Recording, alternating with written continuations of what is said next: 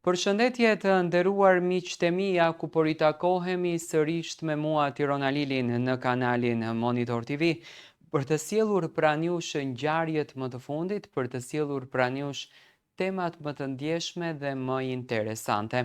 Do ndaloj tek një moment i cili në fakt më ka prekur mua, por jo vetëm mua, por i ka prekur të gjithë fansat e Egli Tako, duke treguar nëpërmjet emisionit Yes Day, pjesë shpirtërore që Egli në fakt nuk kishte patur fatin që t'i tregon në Big Brother, ndoshta nga presioni i asaj shtëpie, presioni i kamerave, fokusi në lojë, strategjia që Egli kishte përzgjedhur, emisioni Yes Day, siç duket, më falni, e nxjerr më të bukurën e Eglit.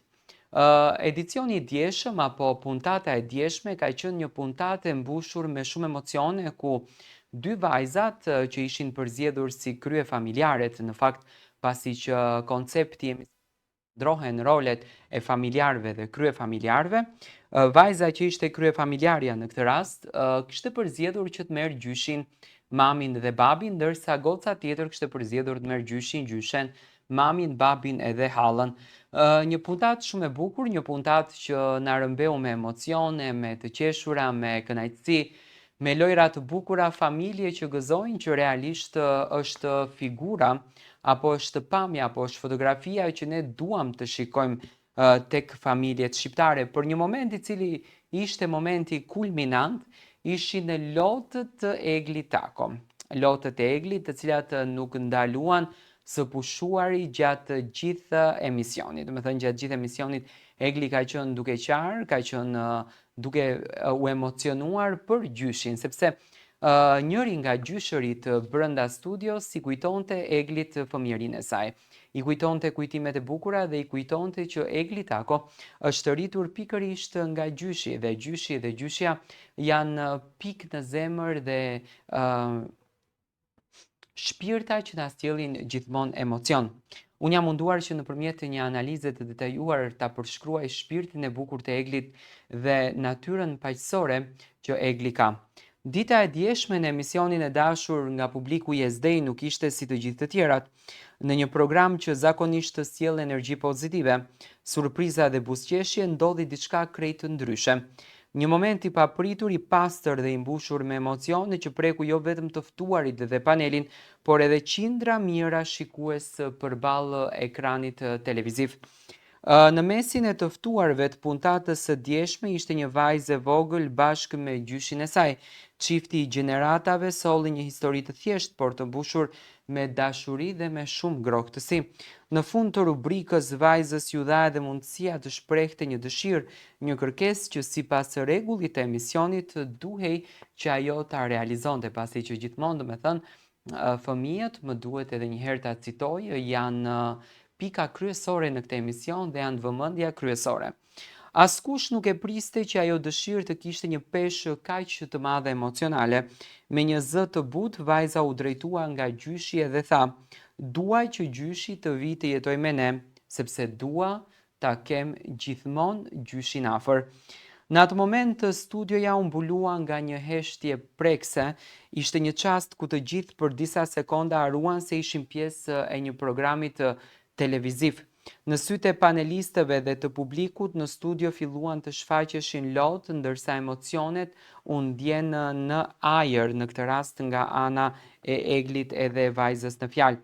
Ndërsa ata që u prekën më së shumti ishte moderatorja Egli Tako e njohur, ndërsa pamja e një vajze që kërkonte praninë e gjyshit të saj risolli menjëherë kujtime të forta dhe personale për Eglin. Ajo nuk arriti të mbante lotët dhe shpërtheu në qarje, duke u munduar disa herë të fliste, por pa mundur të fshihte emocionet që atë e kaplonin. Egli më pas rrëfeu se ky moment i kujtoi gjyshin e saj, figurën e dashur dhe të paharrueshme që ka lënë një boshllëk të madh në jetën e Eglit.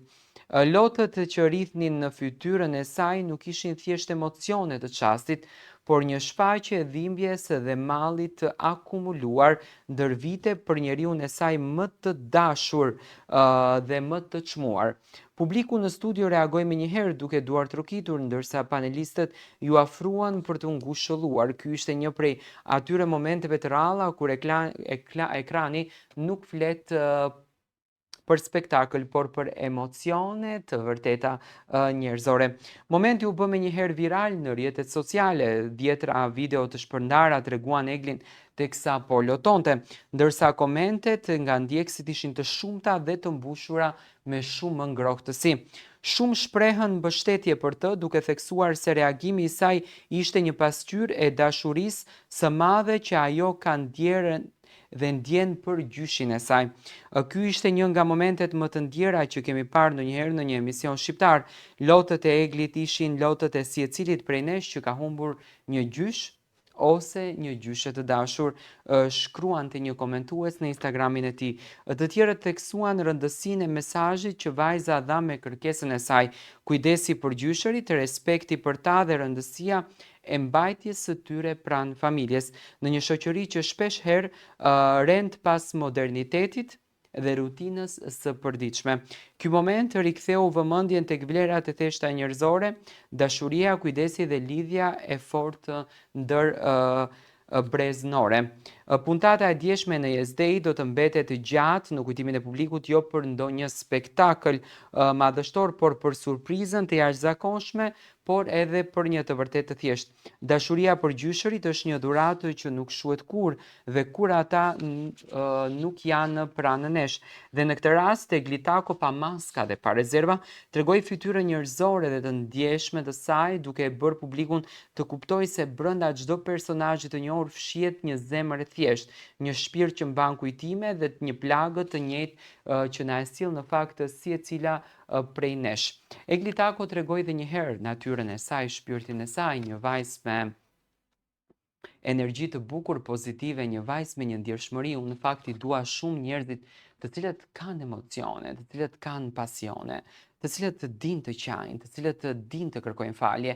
Dhe Eglitako është pikërisht një prej tyre, një gocë e cila çdo ditë po na tregon vetëm anë të bukura, anë që ne nuk kemi patur fatin t'i njohim.